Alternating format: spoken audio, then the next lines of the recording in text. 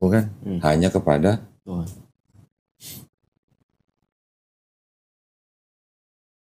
Jadi kalau di 4 gospel ini terlepas daripada siapa yang disalib, kalau Yesus Nabi itu ceritanya masuk akal. Tapi kalau Yesus Tuhan ceritanya jadi nggak. Jadi ceritakan malah Yesus melihat penyalipan itu dari jauh sambil tertawa. Yang disalib bukan Yesus tapi Simon orang Kirene. Pernah baca di Matius, Markus, Lukas ada nama Simon orang Kirene yang memanggul salib Yesus. Nah, ini namanya beriman bahwa Yesus sudah dibunuh dan disalib bagi hari ketiga. Tapi ada Kristen lain yang tidak percaya bahwa Yesus yang disalib. Berarti ketika Quran mengoreksi, sudah ada nih kepercayaan orang-orang sebelumnya yang percaya bahwa yang disalib bukan Yesus. Karena kan perbedaan utama antara Islam dan Kristen itu adalah satu sosok Yesus atau Isa Al-Masih. Yang mana di Islam kita tidak menyembah Yesus atau Isa sebagai Tuhan. Di Kristen Yesus atau Isa disembah sebagai Tuhan. Itu bedanya. Nah, pahamnya Kristen bisa menyembah Yesus karena pengaruh yang tadi, kepercayaan orang-orang sebelumnya. Percaya Tuhan 3 tapi 1. Di Mesir orang mengenal, orang-orang Mesir ada dewa Osiris, dewa Isis, dewa Horus. 3 dewa ini triad. Gitu kan. Di Babilonia orang percaya dewa Namrus, dewa Amrus, sama dewi Semiramis. Ini juga Trinitas. Di Hindu ada Trimurti, Brahma, Wisnu, Siwa. Di Persia ada juga dewa Ahura Mazda, dewa Mitra, dewa Anahita. Ini juga Trinitas. Jadi sebelum ada Trinitasnya Kristen atau Katolik, ratusan tahun bahkan ribuan tahun orang sudah percaya Trinitas. Jadi Trinitasnya Katolik itu bukan barang baru gitu pada zaman itu itulah. Hanya diteruskan oleh Kristen. Kristen bisa berkembang begitu luas, kenapa? Karena sudah diadopsi oleh Romawi. Romawi yang tadinya menyembah Dewa Mitra mengganti dengan Yesus. Makanya kalau salah satu contohnya adalah Natal 25 Desember. Apa nih hari lahir Yesus? Benar-benar Yesus lahir tanggal 25 Desember? Gak mungkin.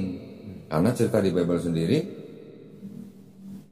kabar berita Yesus mau lahir atau sudah lahir itu diberitakan kepada malaikat, kepada domba gembala-gembala yang sedang mengembalakan domba pada malam hari. Mungkin nggak gembala-gembala itu malam-malam keluar 25 Desember. 25 Desember tuh musim dingin gitu di Palestina. Orang gila aja mengembala kambing malam-malam gitu, musim dingin. Ya kan? 25 Desember diambil dari mana? Dari tanggal yang dianggap hari lahirnya Dewa Mitra. Hari lahirnya dewa-dewa, dewa matahari digantikan dengan Yesus. Yesus akhirnya disebut sebagai matahari yang tak terkalahkan. Makanya kalau melihat di Katolik kan ada lukisan-lukisan tuh. Yesus di belakangnya ada bulatan gini kan? Apa itu? Dari mana? Dari peninggalan dewa matahari. Maria juga di belakangnya ada gitu kan?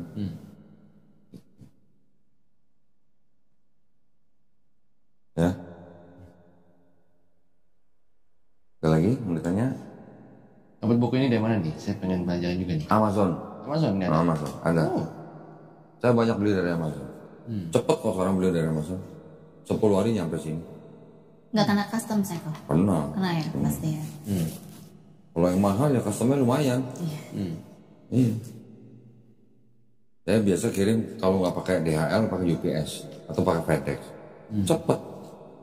Mahal. Lumayan. Ongkos kirimnya bisa lebih mahal dari bukunya.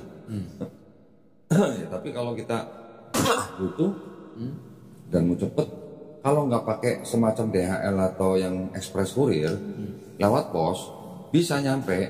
Ada yang pakai tracking code, ada yang tidak. Yang pakai tracking code aja kadang bisa hilang. Apalagi nggak pakai tracking code.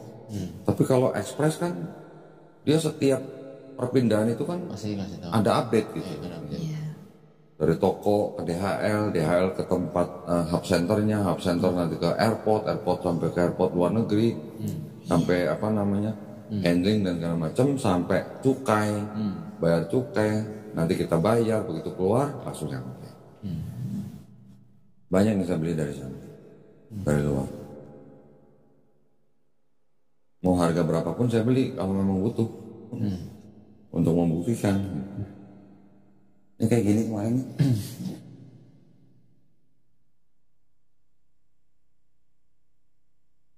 Coba, ada nggak di Gramedia nih? Enggak. Ada. Dari mana yang begini? Ini leksikon ini, konkordan. Kadang saya juga harus beli bekas.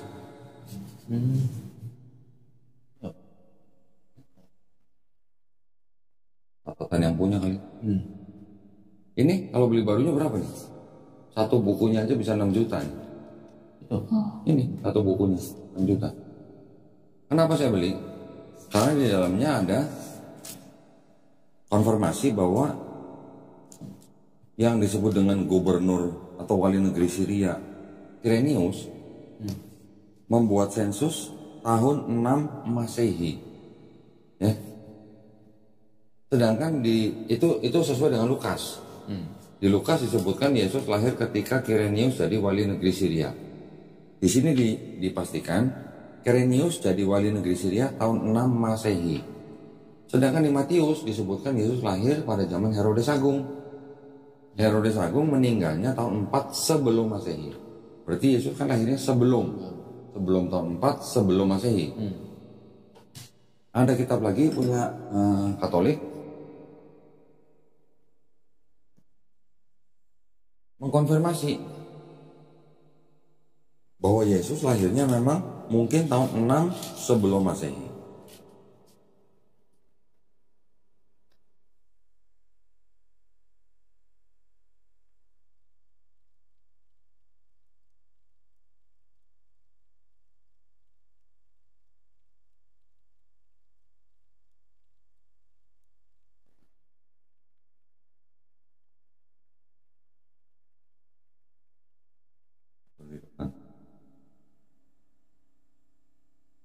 Hmm.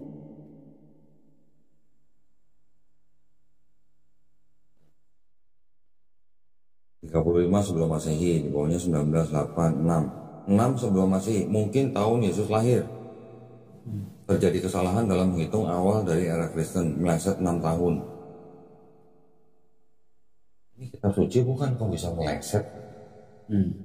Jadi kalau yang di Matius, Yesus lahir 6 sebelum Masehi. Yang Lukas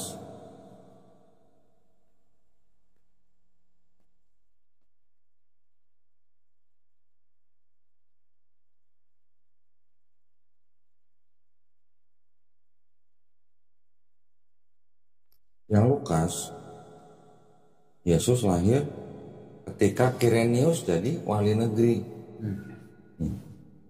Wali negeri 6 Masehi. Berarti tadi 6 sebelum Masehi, ini 6 Masehi. Beda berapa? 12 tahun. Lukas khilaf. Ada tulisan Lukas khilaf. Gimana? Lukas khilaf. Bisakah? Berarti kalau begitu kitab ini diandalkan gitu maksudnya. Kalau penulisnya khilaf.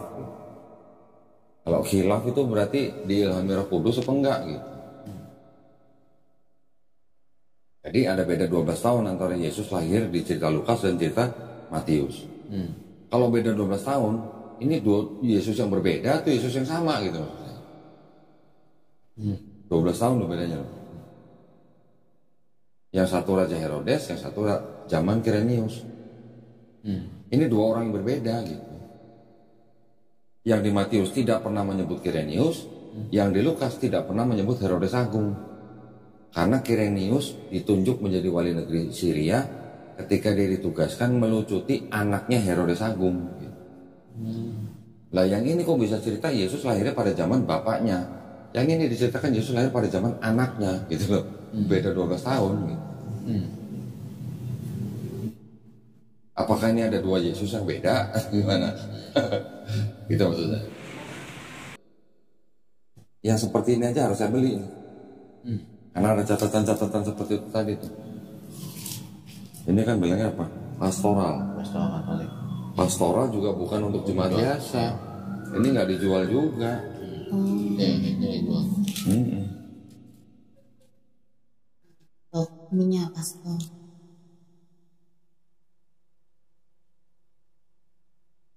Jadi karena kodon di mengkaji Alkitab ini, jadi findingsnya makanya jadi memilih. Oke, ini kan dari sisi dokumennya, dari sisi kitabnya. Yang kedua mungkin dari sisi konsepnya. Konsep ketuhanan di dalam kitabnya orang Yahudi, ya, yang perjanjian lama nih. Ini kan setelah diterjemahkan ya menjadi perjanjian lama. Kitabnya orang Yahudi yang perjanjian lama ini menyebutkan bahwa Yesus, Tuhan itu Esa, oke? Syama Israel, Adonai Elohenu, Adonai Ehad, gitu. Di sini nih bilangin. Jadi ada perjanjian lama, perjanjian baru, konsep ketuhanannya di sini sama sini beda. Konsep keselamatan juga beda. Tapi kalau Yesus sama dengan yang perjanjian lama. Yang 4 gospel ini menceritakan konsep yang sama dengan perjanjian lama. Tapi ketika masuk ke dalam ajaran Paulus, itu yang berbeda. Ini yang disebut dengan ayat dari Musa.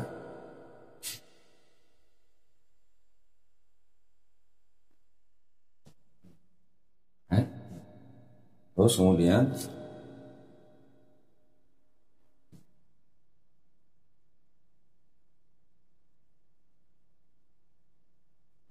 Tuhan bukan manusia, Tuhan bukan anak manusia.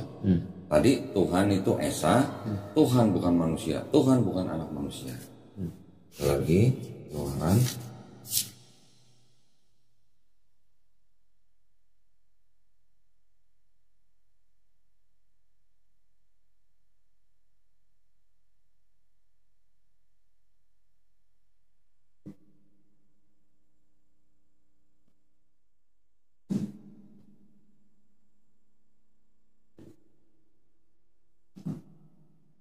ada kalimat di situ, tidak ada sesuatu apapun yang serupa dengan aku di bumi, ya kan? Ya, bahwa tidak ada seperti aku di seluruh bumi. Bukan. Lagi, Apakah sudah lama aku? kan? Tidak ada yang seperti aku di seluruh bumi. Kemudian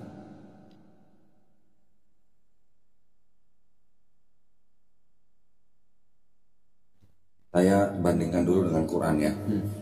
Tuhan itu Esa, Tuhan itu bukan manusia, bukan anak manusia. Tidak ada yang serupa dengan aku di seluruh bumi.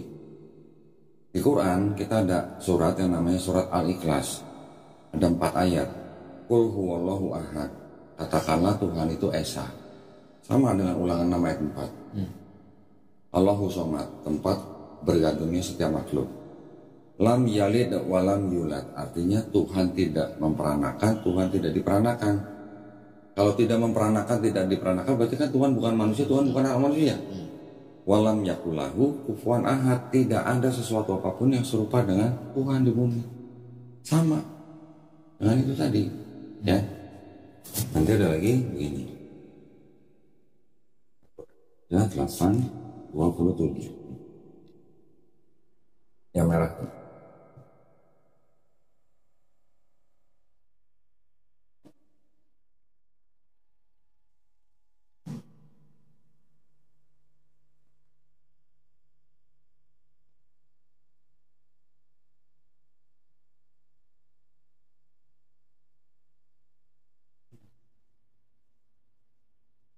Tanya, langit yang mengatasi segala langit tidak bisa memuat engkau. Ya. Ini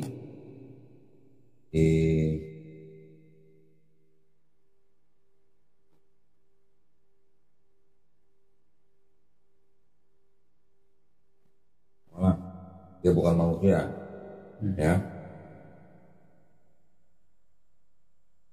Terus Ayub 37.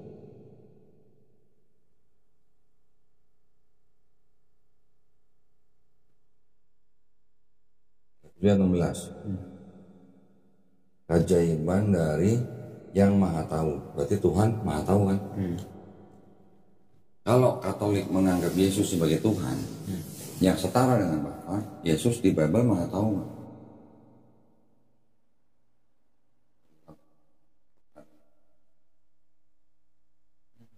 Maha tahu nggak Yesus? Maha tahu. Ya.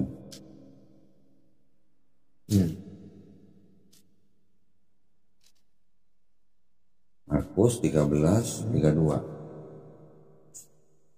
Tapi tentang hari itu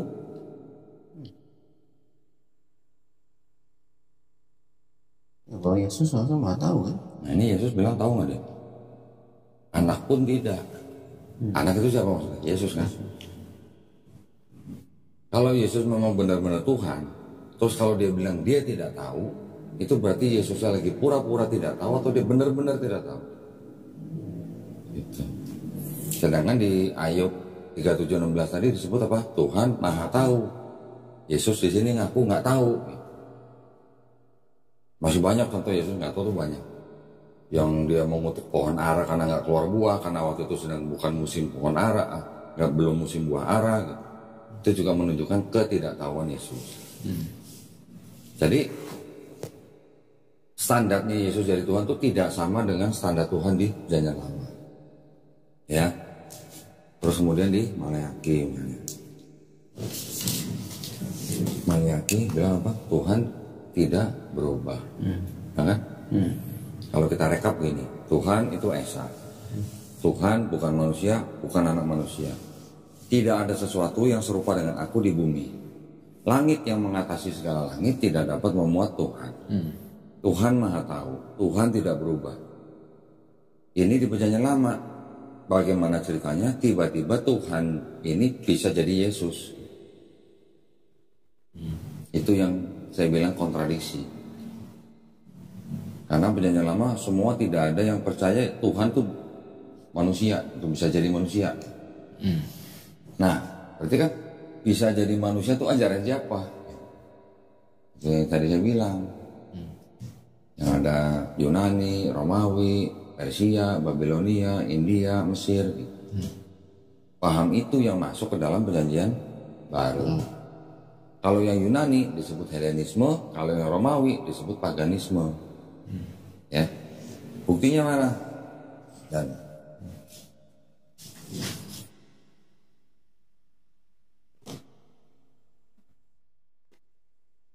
pernah dengar John 1:1?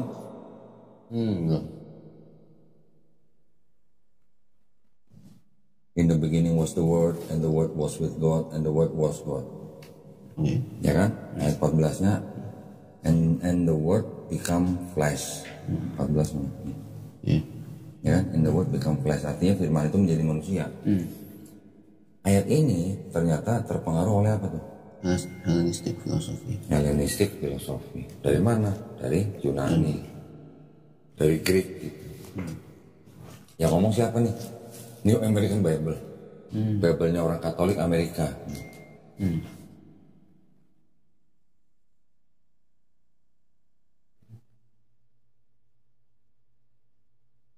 Masih banyak bukti-bukti yang lain.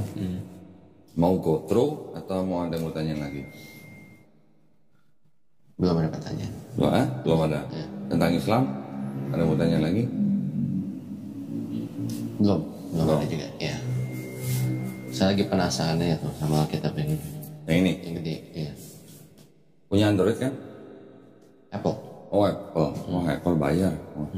Itu ada Android. Coba install. Install apa kok? Aplikasi namanya Tafsiran. Aplikasi tafsiran. Jadi nggak usah beli ini. Sekarang sudah ada. Tafsiran Alkitab. Nih tulisannya gini, apa bentuknya gini nih? Yang tengah nih, yang salib kotak merah. Oh, tafsiran. Ada nggak coba? Oh ini. Udah? Ya. Nah, install. Ntar saya ajarin cara bukanya.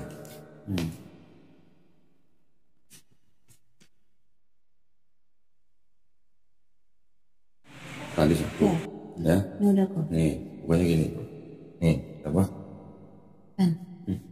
Cari di nih Matius apa? 1 Yohanes, ya kan? Nih 1 Yohanes 5 ayat 7. Oke. Terus klik yang Yerusalem. Sama nggak dengan di sini? Ya, saya buka.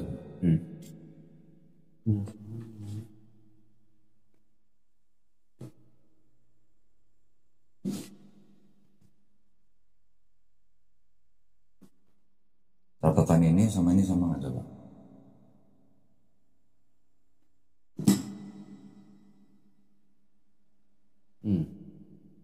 Sama? Sama. Berarti nggak usah beli ini, udah ada, gratis lagi. Kalau ini nggak mungkin dibeli.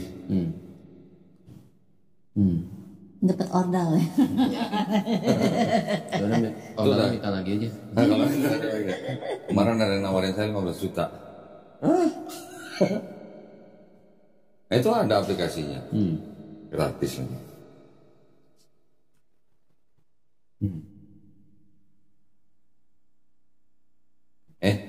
Ini dari sisi dokumennya. Terus tadi saya bilang gini, dari sisi konsep keselamatannya, ya konsep keselamatan. Di Perjanjian Lama, kembali lagi nih kita ke ajaran Yahudi. Di dalam Yahudi tidak ada konsep orang bisa menebus dosa orang lain. Ya, ada ayatnya begini. Di Islam juga nggak ada konsep orang bisa menebus dosa orang lain. Ulangan 24 ayat 16. Oke, ini jelas kan? Ayah tidak menanggung dosa anaknya, anak tidak menanggung dosa ayahnya. Ada lagi di Yeskiel. Ya 18 ayat 20-21. Tolong dibacanya. Kalau yang mau berdosa dia harus mati, anak tidak akan turut menanggung kesalahan ayahnya. Ayah tidak turut. Ya kan? Terus yang 21-nya kan jelas kan?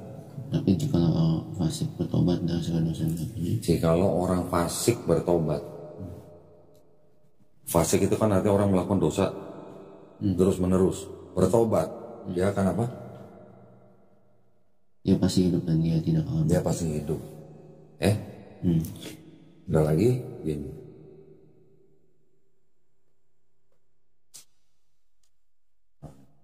Saya 1:16 sampai 18. Coba tolong baca. Masalah bersih dan tubuh jauhkanlah. Ini judulnya bertobat nih ya. Bertobat lebih baik daripada mempersembahkan kurban. Perbuatan baik jahat dari perbuatanku, bantu berbuat baik. Ajar berbuat baik.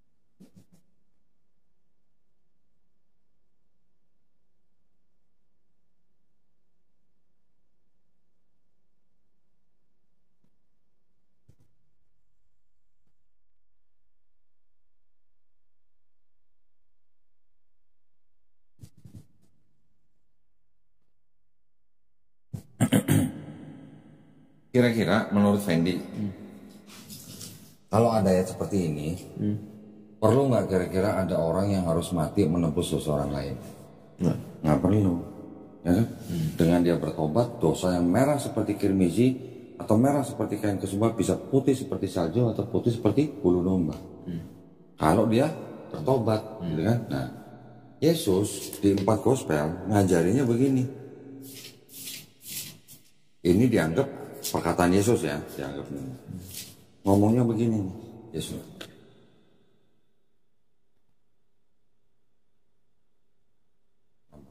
Kalau kamu tidak bertobat, dan menjadi seperti anak kecil, kamu tidak masuk kerajaan surga. Yesus cuma ngajarin bertobat kalau mau masuk surga, ya kan? Contoh kasus nih, ini kan dianggap perkataan Yesus. Yesus ngomong kepada murid-muridnya. Misalnya ada orang lain mendengar, Yesus bilang kalau lu nggak bertobat lu nggak masuk surga. Misalnya ada orang lain mendengar, terus kemudian dia bertobat, terus kemudian dia mati. Kira-kira dia masuk surga apa enggak? Masuk surga dengan berdasarkan perkataan ini ya. Kalau dia bertobat, dia harus masuk surga. Tapi kan Yesus belum disalib waktu ngomong ini.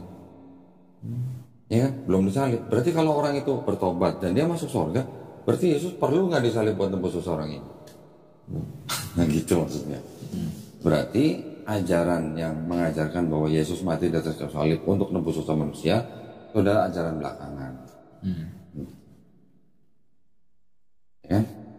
Contoh lagi, sekarang gini, Fendi percaya sebagai orang Katolik, Fendi percaya bahwa Yesus yang mati di atas kayu salib itu kan tembus dosa Fendi. Kalau Fendi dikasih kesempatan bisa ngeliat Yesus sebelum disalib, Fendi mau nolong Yesus supaya tidak disalib, atau Fendi mau nolong tentara Romawi nyalib Yesus? Kalau untuk menembus dosa ya harus ya, apa? Harus nyalib Yesus. Berarti mau menyalib Tuhannya sendiri gitu kan, untuk nebus dosa Fendi ya. Logis nggak kira-kira? Ya. Sekali lagi, Fendi percaya Yesus mati di atas kayu salib untuk nebus dosa Fendi, ya kan? Yang nyalib Yesus tentara Romawi, disuruh sama Pontius Pilatus, diminta oleh imam-imam Yahudi, diserahkan oleh siapa? Yudas Iskariot. Yudas Iskariot bisa menyerahkan Yesus ke imam Yahudi karena dibisikin siapa? Tahu nggak? Dibisikin siapa?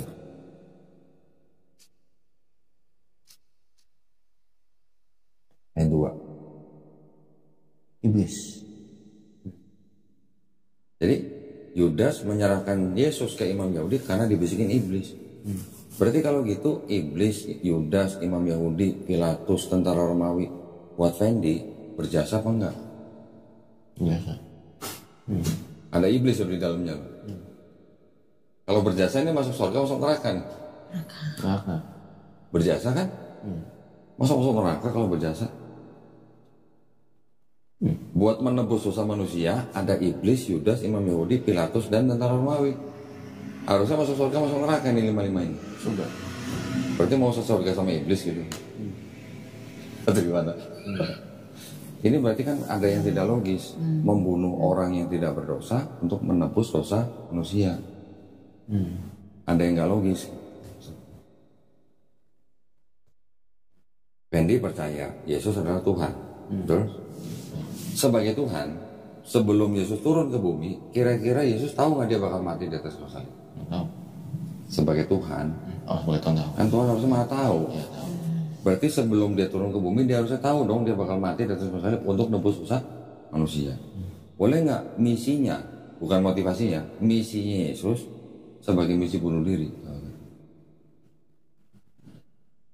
Misinya, bukan motivasinya. Karena kan dia tahu dia mau mati. Kira-kira menurut Fendi gimana? Logis atau enggak? Kalau tahu kita sih enggak sih.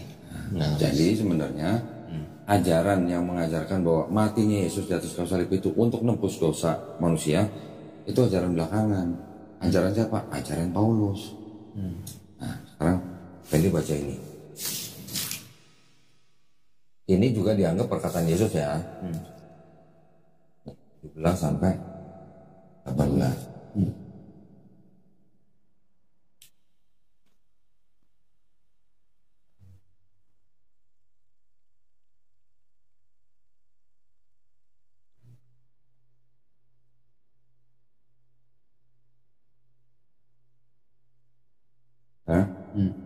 Yesus kan bilang, jangan kamu menyangka aku datang untuk meniadakan hukum Taurat. Aku datang bukan meniadakan tapi untuk menggenapi. Kalau ada kalimat begini, selama langit dan bumi belum lenyap, satu iota pun tidak akan dihapuskan. Berarti hukum Tauratnya kan ya berlaku kan? Kalau Yesus mengikuti hukum Taurat, Yesus makan babi nggak? Enggak, karena di sini perjanjian lama dalam hukum Taurat babi haram.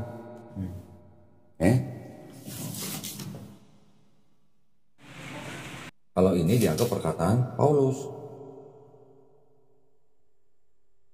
2:15. Kok Galatia. Ayo. Ini.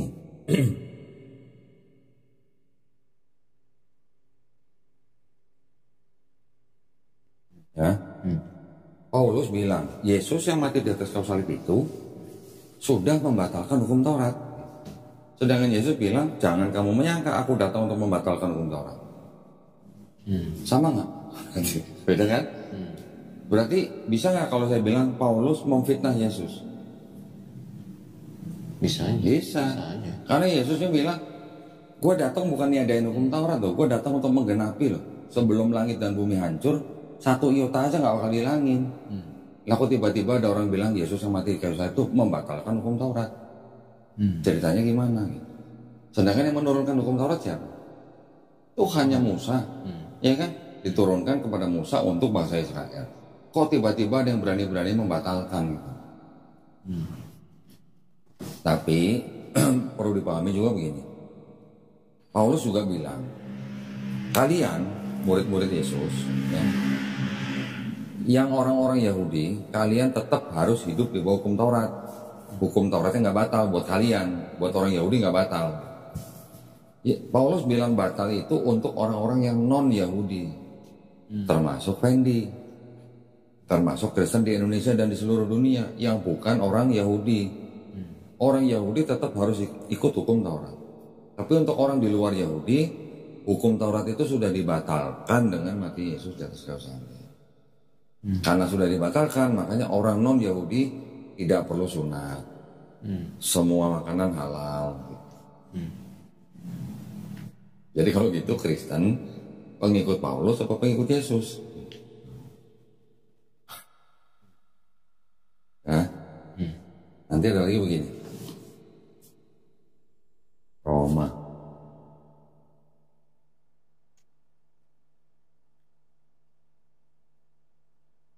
Roma 5:12. Coba dibaca dulu. Saya kolek dulu. Ya kok. Ya.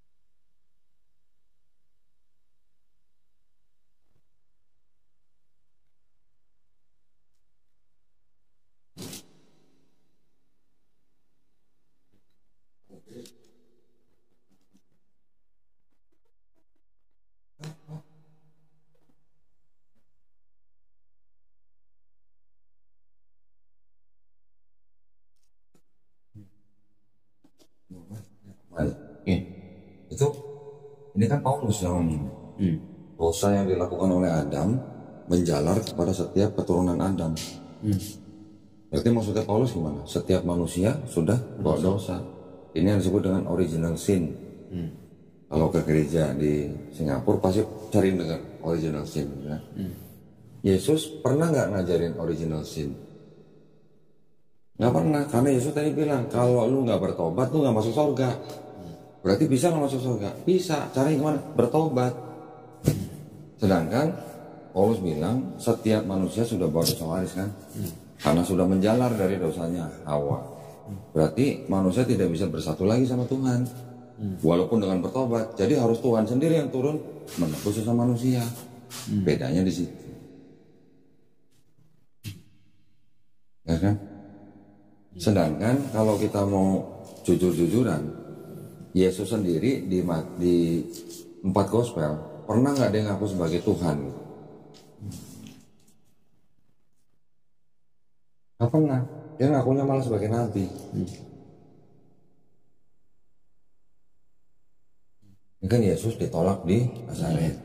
Terus dia bilang seorang nabi dihormati di mana-mana, kecuali di mana? Di rumahnya sendiri. Yesus orang Nazaret, Yesus ditolak di Nazaret. Berarti Yesus yang ngomongin siapa?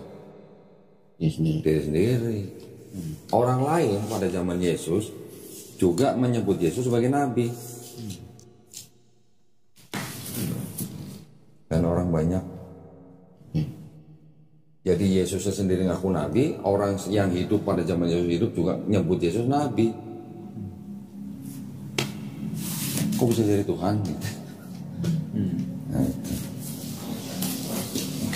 Jadi sebenarnya saya juga masih menganggap bahwa di dalam kitab ini masih ada kebenaran, masih.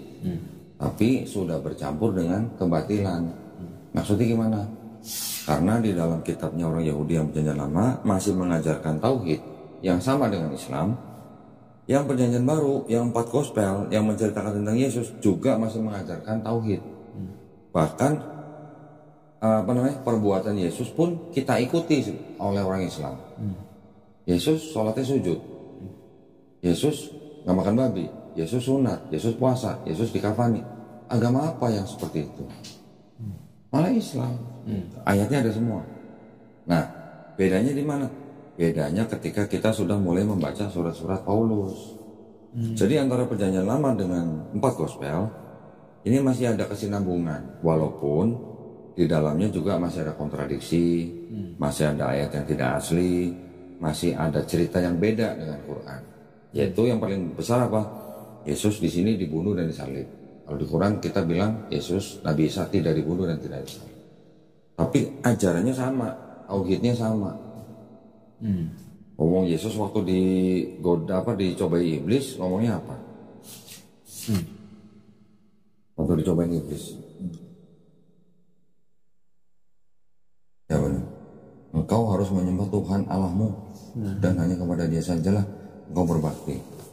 Ini Yesus ngomong kepada iblis yang lagi nyobain.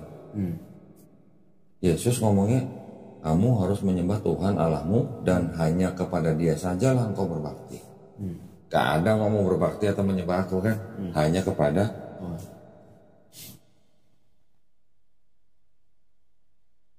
Jadi kalau di 4 gospel ini terlepas daripada siapa yang disalib, kalau Yesus Nabi itu ceritanya masuk akal. Tapi kalau Yesus Tuhan ceritanya jadi nggak masuk akal. Gitu. Nah sekarang kalau Nabi dicobain iblis, wajar. Ayub juga dicobain iblis, ya kan? Nabi-nabi yang lain juga dicobain iblis. Tapi kalau Tuhan dicobain iblis, masuk akal nggak gitu kira-kira?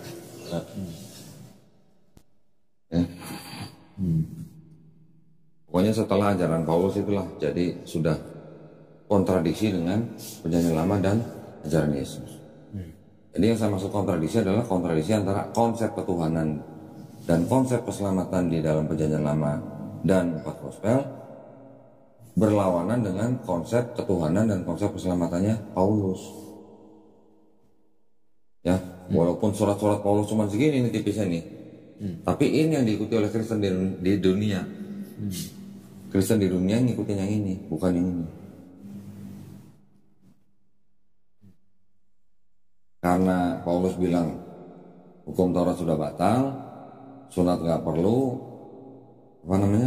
semua makanan halal, tapi perpuluhan jalan terus. Kalau di Katolik mungkin nggak ada perpuluhan, kalau di Protestan ada, masih jalan. Sampai sini ada yang mau ditanyain, Fendi? Oh, kok ada. Harus dicernakan dulu lagi. Nah, boleh silakan. Saya nggak akan ngomong kalau nggak ada ayatnya. Ya, Kristen mau membungkus bagaimana caranya, Paulus mengikuti Yesus dan segala macam, nyatanya jelas kok berbeda. Nggak bisa Saya setiap kali nanya sama teman-teman Kristen, tunjukin ke saya Yesus ngajarin dosa waris. Nggak ada yang pernah jawab. Tuh.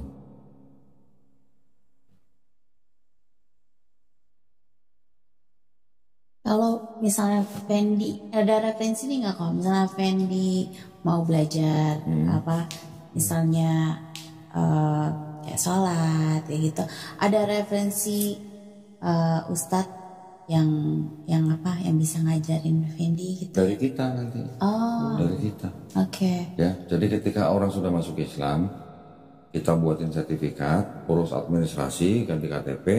Setelah itu kita bina. Kita kirim guru privat ke rumah. Sudah sunat belum? Belum. Nanti kita kirim juru sunat ke rumah. Sunat di rumah. Gratis semuanya, nggak ada yang bayar. Semuanya gratis. Nggak usah keluar rumah. Tunggu di rumah, tentuin hari, tanggal, jam berapa, juru sunat kita datang ke rumah. Atau kalau mau datang ke sini, dekat sini juga ada klinik yang kerjasama sama kita, bisa sunat di situ. Nggak usah bayar, kita yang bayar. Setelah itu belajar Islam, mulai dari nol, kita kirim gurunya ke rumah. Gratis juga. Seminggu kita kasih jatah 2 kali. 1 kali datang 90 menit. Ya, belajar mulai niat, wudu, sholat, sampai bisa baca Quran. Semua kita sediain, bukunya kita sediain. Buat sholat kita sediain sajadah. Buat ngajarin ikromnya kita sediain bukunya ikrom. Sampai kita sediain Qurannya. Sampai kita sediain gurunya. Kurang apa coba? Jadi tinggal Fendinya aja menyediakan waktunya sendiri gitu. Kita nanti nyesuaiin. Nanti gurunya ngikutin jadwal yang Fendi bisa. Kan kita tahu lah Fendi kerja. Hari kerja biasa mungkin nggak bisa, biasanya malam. Diikutin sama gurunya. Nanti kita cari guru yang rumahnya dekat dengan rumah Fendi. Gitu. Kalau cowok gurunya cowok, kalau cewek gurunya cewek. Tapi maksud saya gini, kalau memang Fendi sudah sudah yakin dengan Islam, sudah mau menjadi Muslim, nah tahapan pertama yang harus dilalui adalah bersyahadat. Bersyahadat bukan berarti harus sunat dulu atau apa ritual apa dulu, enggak. Ketika setiap saat kita sudah mau beriman, kita bersyahadat, ada saksinya, kita bikin sertifikat, langsung bikin ganti KTP, sudah Muslim. Hari itu juga sudah Muslim, tinggal pelan-pelan belajar, belajar sholat, belajar apa, semua ada gurunya. Tenang aja. Allah Maha Adil. Tahu lah orang baru masuk Islam pasti butuh waktu belajar gitu. Ketika istilahnya ini kan boleh dikatakan Fendi sedang mencari hidayah atau sedang menjemput hidayah. Contohnya begini, ketika Fendi mau diakui sebagai karyawan kantor perusahaan sekarang, itu Fendi harus ngelamar dulu atau belajar dulu kerjanya apa gitu. Gimana? Ngelamar dulu kalau mau diakuin gitu. Ngelamar dulu dong. Ketika diterima baru kan diakui, oh Fendi memang karyawan situ. Betul juga di Islam. Mau disebut Muslim ya login dulu gitu, belajar apa, daftar dulu. Setelah itu baru belajar pelan-pelan. Kalau nunggu belajar dulu, kalau dapat kesempatan ntar bersyahadat. Kita nggak pernah tahu kita hidup sampai kapan, kan? Kan nggak ada jaminan. Kita nggak pernah tahu kita sampai kapan. Kalau memang sudah beriman jangan ditunda-tunda, gitu maksudnya. Belajar step by step. Dan kita nggak akan lepas. Kita ajarin sampai bisa. Kalau sudah guru privat nggak bisa-bisa juga, kebangetan berarti. Nggak ada yang susah kalau kita memang menyediakan waktu. Dan kalau di Islam itu segala sesuatunya itu akan menjadi akan menjadi bisa karena terbiasa. Nah, sholat, gerakan sholat, ya gerakannya gitu-gitu aja. Pagi 2 rakaat, siang, zuhur, asar 4 rakaat, 4 rakaat, maghrib 3 rakaat, isya 4 rakaat. Gerakannya begitu aja. Bacaannya Al-Fatihah. Nah, nanti baru ditambah dengan surat pendek 2 rakaat pertama. Sehari 5 kali, seminggu pasti bisa. Bener. Saya dulu bacaan sholat saya print atau di print sama istri saya, ditaruh di depan sajadah. Atau di kantor, kalau di kantor dulu saya ditempel di dinding. Jadi ketika saya belajar sholat, saya tinggal baca aja, nggak apa-apa. Nanti di rumah sambil pegang buku juga nggak apa-apa, atau pegang handphone nggak apa-apa. Gitu. Kita praktek sehari 5 kali, seminggu pasti bisa. Pelan-pelan nanti ngapalin surat-surat pendek, supaya kalau kita sampai sholat sendiri kita sudah lengkap gitu bacaannya. Tapi kalau belum bisa juga, tinggal ikut sholat di masjid, menjadi makmum, apa yang dibaca imam kita tinggal dengerin sambil baca subhanallah, subhanallah, subhanallah, cukup. Kalau belum bisa, ya, nggak mungkin kita lepas kalau namanya orang bersahadat di sini. Apa yang kita inginkan orang bersahadat di sini? Dia harus bisa menjalankan Islamnya secara kafah, totalitas itu. Dari mulai sholat sampai bisa baca Quran. Tenang aja. Dan gak ada biaya sepeser pun untuk itu. Termasuk sunat. Ada tanya lagi? Orang tua ada masalah gak kira-kira kalau mereka tahu Fendi masuk Islam? Pasti ada. Pasti ada. Masalahnya gimana? Mereka ya mereka masih ada.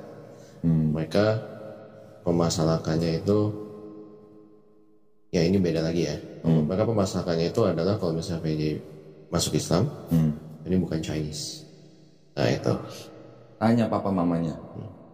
Yang bawa Islam ke Indonesia siapa? Tiongkok. Chinese bukan? Chinese. Itu yang Fendi pernah bilang juga. Hah? Itu Fendi pernah bilang. Nah iya, terus kata mereka apa? Ya mereka nggak bisa ngomong apa-apa. Nggak bisa. Yang salah satu ya, bukan semuanya. Salah satu yang membawa Islam ke Indonesia ya orang Chinese. Bagaimana ceritanya sekarang kalau kita Chinese mau masuk Islam disebut bukan Chinese? Ya, kan lucu.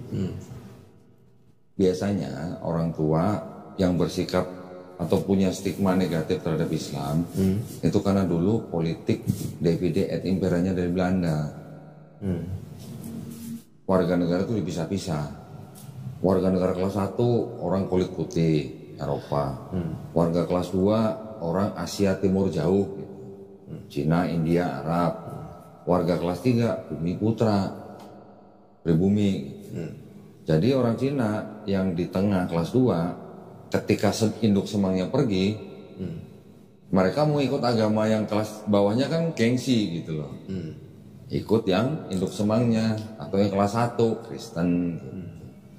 Makanya orang Cina zaman dulu yang masih bisa berpikir gini, ngomong sama anak-anaknya, kalian mau agama apa aja silakan asal jangan Islam. Karena apa? Karena di pikiran mereka Islam agama orang yang warga kelas paling bawah gitu. Oh sejujurnya ini aja nggak tahu mereka khawatirnya apa. Nah, cuma mereka khawatir. Saya cuma tahunya gitu aja. Biasanya orang lagi begini mikirnya.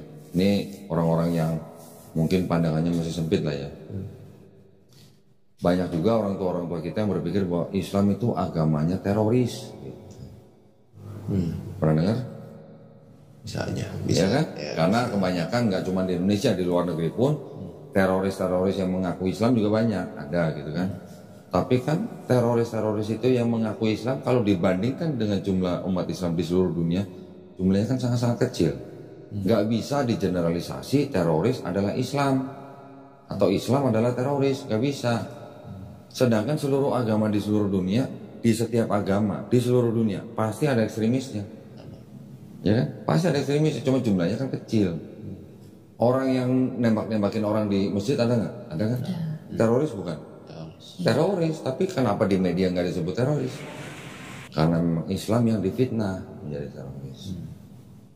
Agama lain sebutin aja, agama apapun ada ekstremisme. Ya.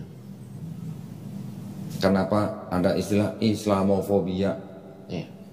Pernah dengar Kristenfobia? Pernah dengar Buddhafobia? Nggak ada. Karena memang Islam yang difitnah. Kenapa Islam yang sering difitnah? Karena Islam adalah yang paling tegas menegakkan syariat dan akidah Islam. Judi haram, haram. Minuman keras haram, haram. Zina haram, haram. Yang jualan miras, apa nggak pengen jualan ke orang Islam? Ya walaupun orang Islam juga ada yang minum ya. Begitu juga zina, begitu juga judi dan segala macam. Orang Islam yang paling banyak menolak gitu, hal-hal seperti itu. Judi, apa? Miras, zina, apa lagi? Banyak lah ya yang racun-racun masyarakat begitu. Assalamualaikum kak. Assalamualaikum. Lagi ada tamu kok.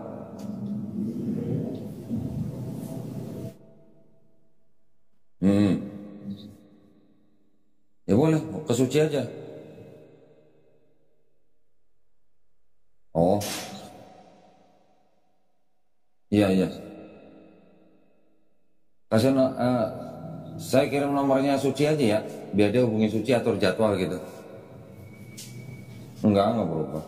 Orangnya juga belum berubah, masih begitu-gitu aja. Tuh. Belum 7. Iya benar. Aduh, mau 8. Buset dah. Ya udah kasih nomor Suci aja kok, biar atur jadwal. Siap kok. Ya Assalamualaikum. Salam. Udah mau 8 aja anaknya, buset. Iya. Ada yang mau sadar katanya. Gitu, jadi orang tua kita gitu memang masih punya pemahaman yang perlu diluruskan. Ya orang tua kau Doni juga dulu kayak gitu sama. Papa saya malah duluan masuk Islam daripada saya. Papa saya, teman papa saya kan sama mama kan udah divorce. Ketika papa saya masuk Islam, saya melihatnya cuma karena masuk Islam karena pergaulan gitu. Mama saya meninggal dalam keadaan Kristen. Bahkan saya pernah dengar orang tua ada yang bilang sama anaknya, jangan sampai lo masuk masjid gitu. Jangan sampai ketemu ustadz gitu. Sampai ada yang begitu.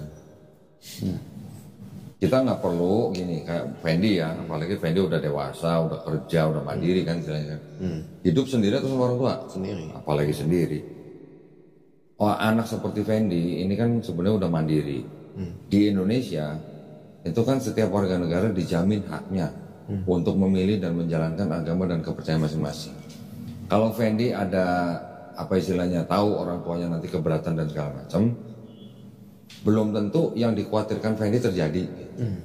Belum tentu terjadi. Kalaupun terjadi ada kita bisa bantu. Mau dalam bentuk apa kita bisa bantu. Bantuan hukum kita ada. Bantuan rumah singgah pun kita ada. Sampai ada mualaf diusir sama orang tuanya gitu, kita bisa bantu, kita tampung. Mualaf sampai disekap sama keluarganya, kita bisa samperin, gitu. Negosiasi atau komunikasi gitu lah. Itu udah hal-hal biasa dunia permualafan gitu. Mualaf ada yang meninggal, kita yang urus, nggak perlu bayar keluarganya, kita yang urus. Oke. Kita ada karena kita mau membantu orang-orang seperti Fendi gitu. Oke. Jadi gimana? Saya harus pelajari lagi dulu. Pelajari lagi. Ya. Saya harus pelajari lagi. Tidak ada paksaan dalam Islam. Silakan dipelajarin. Nanti kalau udah siap baru hubungin kita lagi. Boleh. Ya. Ya, boleh. Kalau ada pertanyaan lagi silakan. Diminum lagi? Oh ini tadi minum. Ya shock kalau keluarganya Fendi. Fendi ini kan 2 bersaudara kok. Cicinya dia kebetulan seumur sama saya, tapi dia 6 bulan di bawah saya. Jadi Fendi ini nggak pernah pacaran sama Chinese. Saya kan Batak Palembang. Jadi satu yang ditentang sama keluarganya Fendi, mami papinya sih nggak pernah ngomong. Kebetulan saya kenal, tapi as a vendor dan saya ini kan saya ngurusin as a procurement gitu.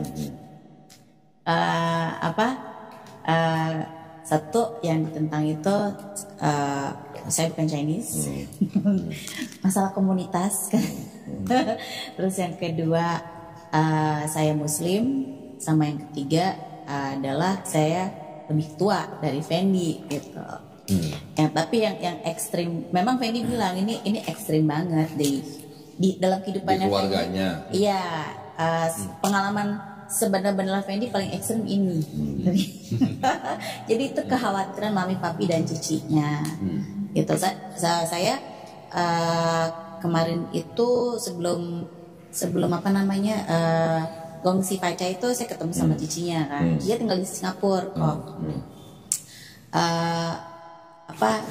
Ditanya lah gitu kan. Karena ini akan sulit kata dia di keluarganya kami gitu. Emang ini sudah saya bicarakan dengan Fendi di awal sebelum kami menjalani hubungan gitu. Dan saya bilang sama cicinya, saya tidak pernah memaksa Fendi untuk masuk Islam.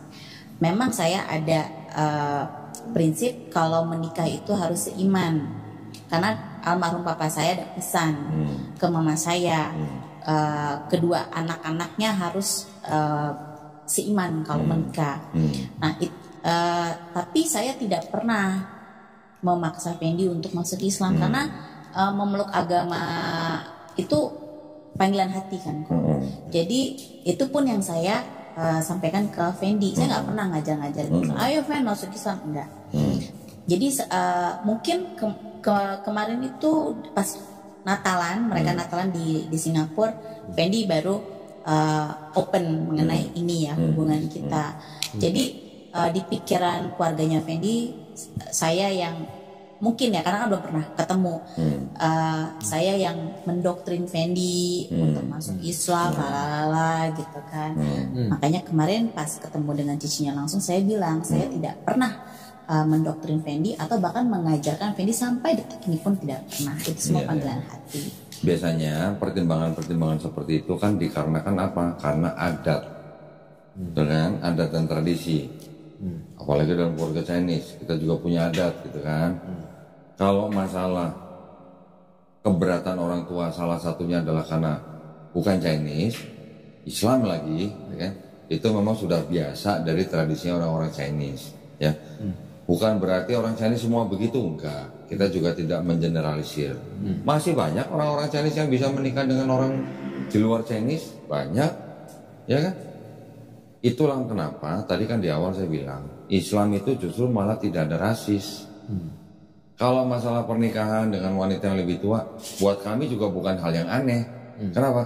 Karena Nabi kami punya istri pertama usianya 15 tahun malah lebih tua daripada Nabi. Nabi 25, istrinya 40, janda pula. Gak ada masalah buat kita. Tapi yang namanya pernikahan itu kan adalah sebuah persatuan dua pribadi yang bisa membawa keluarga ini sakinah, mawadah, dan rohmah gitu. Yang bisa sampai ke jannah gitu. Nah, konsep itu yang kita ikutin. Kita tidak pernah memandang orang ini kalau nikah dengan ras lain nggak boleh, nggak ada. Itu dalam Islam nggak ada. Di Islam kita taunya apa? Allah Subhanahu Wa Taala menciptakan manusia bersuku, beras beda-beda. Untuk apa? Supaya saling mengenal dan berkasih sayang. Bukan untuk saling membenci atau sombong-sombongan, rasanya lebih tinggi atau justru itu yang di Islam nggak boleh menganggap suku dan ras tertentu itu lebih tinggi dari yang lain. Itu Islam yang namanya rahmatan lil alamin. Dan saya kayak saya bilang kan, mungkin saya itu besarkan di Singapura, saya dari kecil. Saya waktu balik ke Indonesia, saya juga belajar ulang lagi di Indonesia itu kayak gimana sih. Gitu. Saya mendapat kesempatan juga kan, saya sekolah di dalam angkatan saya itu banyak suku-suku yang berbeda dari saya. Karena saya waktu saya balik di Singapura, pengetahuan saya itu Indonesia itu cuma Bandung, saya, Jakarta, Bandung, Jakarta, Bali, dan gitu-gitu. Ya. Saya tahu ada Jogja, ada Solo dan lain-lain, tapi saya tidak mendalami gitu apa sih yang di sana. Saya waktu saya sekolah di angkatan saya masuk angkatan saya itu, nah saya baru mulai belajar gitu. Ada yang berbeda, ada kebudayaan yang berbeda, percayaan masing-masing orang yang berbeda.